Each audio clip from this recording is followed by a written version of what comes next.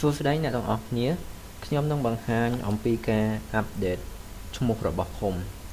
ដំបូងឡើយយើងត្រូវចូលទៅកាន់ menu setting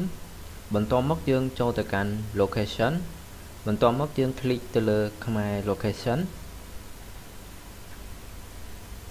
ហើយយើងនឹងចូលមកដល់ទីតាំងរបស់ខេត្តបន្ទាប់មកយើងធ្វើការคลิกទៅលើប៊ូតុង district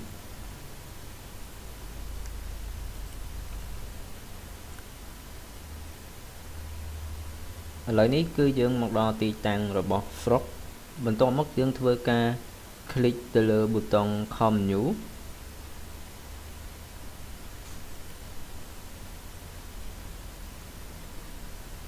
ឥឡូវនេះគឺយើងមកដល់ទីតាំងរបស់ឃុំ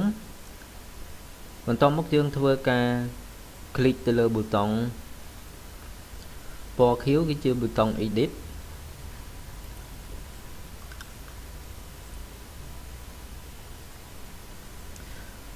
បន្ទាប់មកយើងអាចធ្វើការកែប្រែ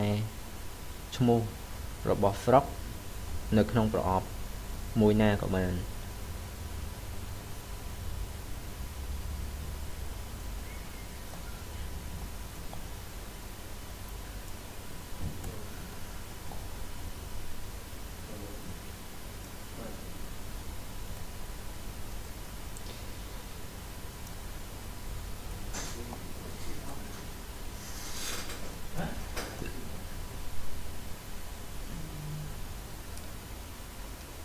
បន្ទាប់ពីធ្វើការកែប្រែនៅក្នុងប្រអប់រួចរាល់ហើយគឺយើងអាចធ្វើការคลิกទៅលើប៊ូតុង Update ហើយវានឹងបង្ហាញវីសាដែលយើង Update នៅខាងក្រោមនេះ